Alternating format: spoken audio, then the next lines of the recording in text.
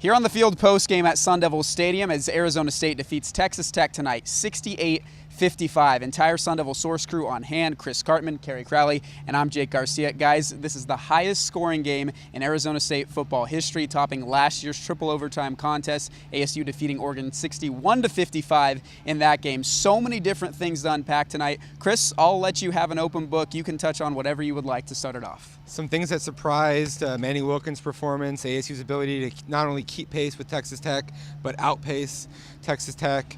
The things that didn't surprise, ASU's secondary issues were a challenge, particularly against Patrick Mahomes, who of course is a great quarterback. I think we knew that going in. We saw some new wrinkles on both sides of the football. ASU went from one extreme, which was dropping 8 and rushing 3, all the way to the other extreme and blitzing 5 and 6 man more in the second half as they adjusted.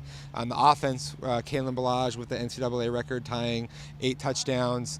Almost all of that came out of the Wildcat, which we really hadn't seen a lot of in years prior. So there, like you said, a lot to unpack there, Jake. That's just a glimmer of what kind of unfolded here tonight. Kerry, primary takeaways from you?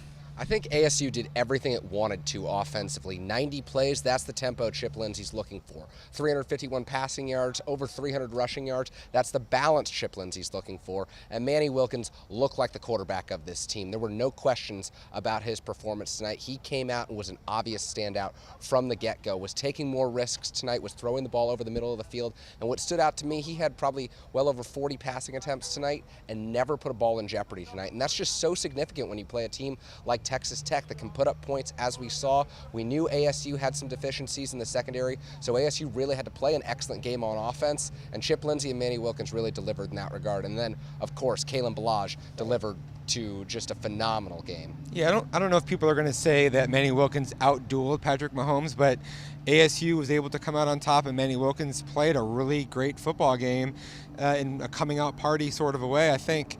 And you have to credit Chip Lindsey because we knew that in the first game they shrunk it down for Wilkins, and this they expanded, but not too much. They did a really good job of spreading out Texas Tech early to then run subsequently as the game unfolded. I think there was one stretch where they had 17 runs out of 20 plays, and they just hit them with a lot of body blows that had a cumulative toll. Felt like there was a nice balance for this Arizona State offense tonight in pushing the ball a little bit more down the field, but also making sure that they didn't stray from their roots, and that's running the football with their 2 dynamic bats in DeMario Richard and Kalen Ballage.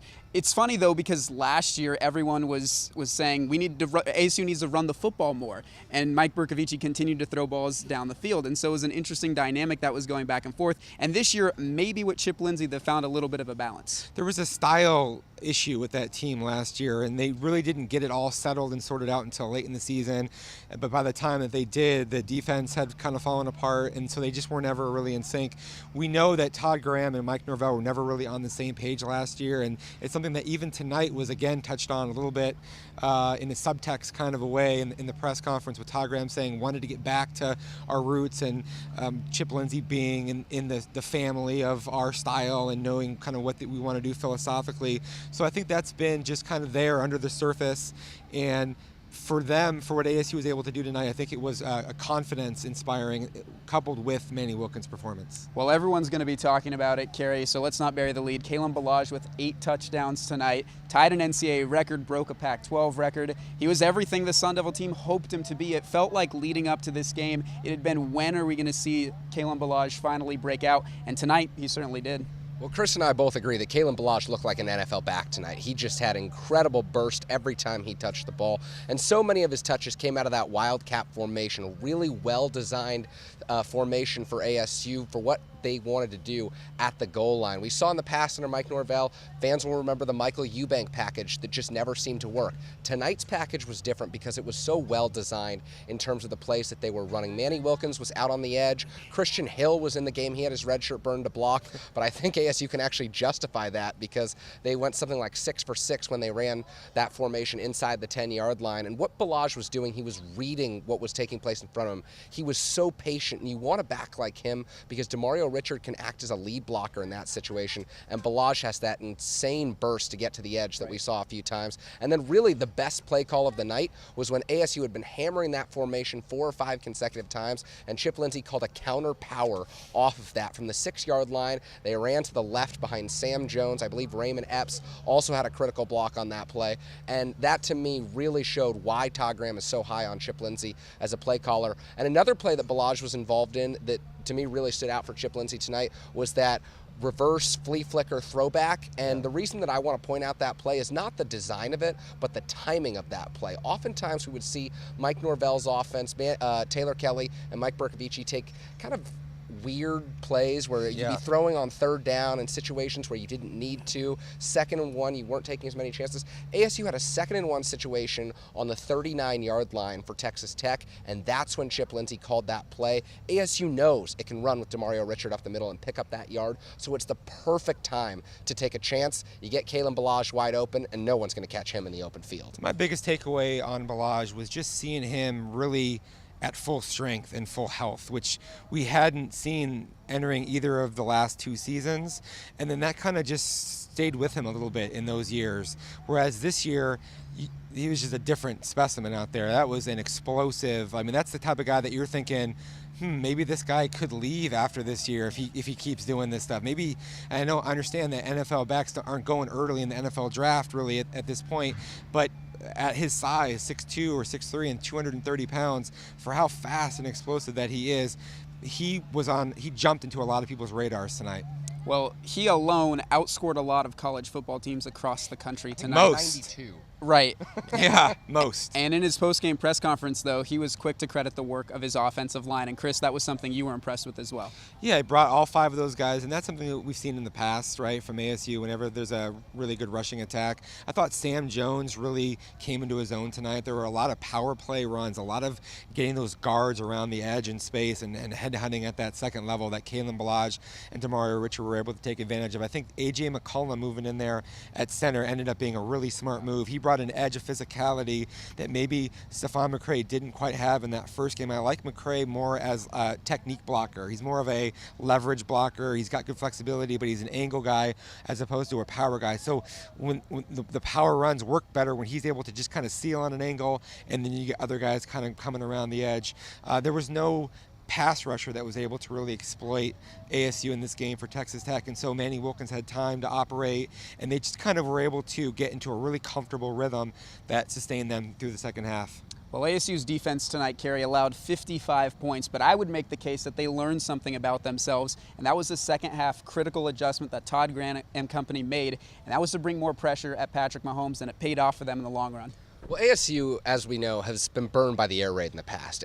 They just have not fared well. Washington State and Cal tore them up last season. Texas Tech did so in the 2013 Holiday Bowl. So Todd Graham and Keith Patterson were understandably cautious in the first half, especially when you're playing without critical personnel. Salamo Fiso was out tonight, so A.J. Latu, a defensive lineman, was playing middle linebacker. That's something you never see. Marcus cornerback next week. Devilback. Marcus Ball was out for the first half, and ASU had to make up for that. And defensively, they didn't take any chances in the first half, and it burned them. And in the second half, they did bring pressure, and it's something that they were probably reluctant to do against an air raid offense. But I would argue the style of quarterback Patrick Mahomes is actually enabled ASU to have a little more success than it perhaps thought it could on defense, because Mahomes is a guy who likes to extend plays. He's not the typical air raid pocket passer, although he can sit in the pocket and just pick defenses apart, as we saw in that last drive of the first half and really throughout the game. But when ASU did bring pressure, Mahomes was on the run, and he did have those 2 turnovers tonight that proved critical. Yeah, bad throws. Mahomes is so difficult because of his ability to escape and evade, and so ASU played in a conservative approach in that first half, a lot of cover 3. They were playing zone underneath in the middle, kind of spying him, and it just didn't work. They were threading it. Tyler Wiley was out there for Marcus Ball, who missed the first half. That was a big struggle. They had 3 explosive plays. He was involved in 2 of them, missed a tackle that was taken to the house on a 75-yarder, and another play that didn't work out well. Then ASU brought in Mokiel. I thought that helped them to some degree. And then in the second half, when they got Marcus Ball back, he was in there a little bit more. And then the pressure, as in the second half, I think Texas Tech had 3 touchdowns in the second half.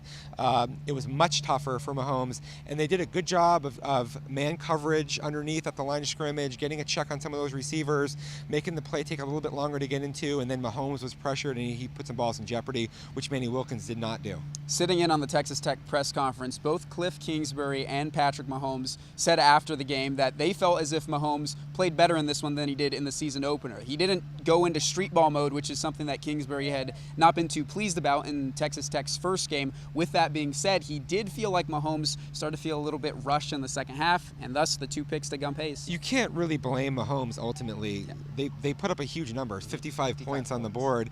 Their defense completely let them down, and it was a full-fledged letdown. They weren't able to stop the run in the second half. They weren't able to stop anything in the goal line. ASU scored a touchdown throughout the game. How about no field goal attempts in a game like this where you have 120-plus points on the board?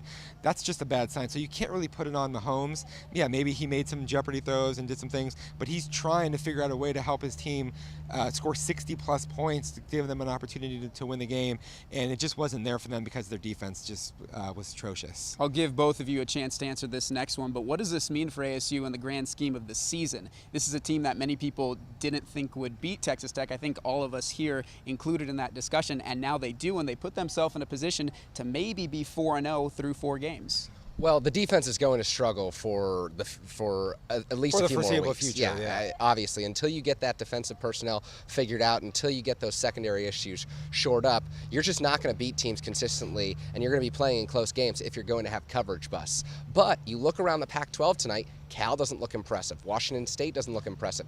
Utah doesn't look impressive, and Arizona doesn't look impressive. So those are all winnable games for ASU. You get Cal, Utah, and Arizona. Well, you get Arizona on the road, but Cal and Utah at home. And all of a sudden, ASU's season, which we were all projecting the 5 to 6 to 7 win range, this team could be trending up. I'm not ready to say that it's an 8-win team yet, but I think that when you look at Manny Wilkins' performance tonight, aside from what the defense was doing, I think from start to finish, it was probably the best game an ASU quarterback has played since Mike Bercovici led ASU to a victory over USC in 2014 at the Coliseum. Because from start to finish, Wilkins never put a ball in jeopardy. And when you're executing this offense, that's what you have to do if the defense is going to give up that many points. So there's a lot of positive takeaways from ASU, especially because Chip Lindsey and Manny Wilkins surprised so many people with what they were able to accomplish tonight. Even Todd Graham candidly admitted the significance of this game tonight and what a win does for setting them up for the future. You look at Texas San Antonio next week. That's a team that has been platooning 2 quarterbacks, struggled offensively to put up points on the board against Colorado State. Cal lost a lot of its best players, especially on the offensive side of the football, so they're not quite as dynamic there. And their defense was really a sieve against Hawaii, which is a team that's not going to be as potent as ASU. So there's really an opportunity here to be 4-0. I think pretty much everybody thought ASU would be around a 500 football team, give or take. But if you get some positive momentum, if Manny Wilkins better than we probably frankly thought that he was going to be, and you can maybe get some semblance of rhythm with your secondary as you get more players back and start to feel a little bit better about yourself from an experience standpoint, you might have a chance to beat a team in a surprising kind of way, USC or UCLA, especially because both of those teams are kind of still settling in with a lot of their personnel and schemes and coaches as well. So there's really a good chance for ASU to be sitting in a really nice place at the end of September. Todd Graham said after the game tonight he doesn't think he's ever been more proud of a team win as this one right here. His team takes it tonight against Texas Tech by the final score of 68-55. We touched on some of the topics, but there's certainly more that will be produced in the rest of our post-game content at sundevilsource.com. So for Chris Cartman and Kerry Crowley, I'm Jake Garcia. Thanks for watching our post-game analysis.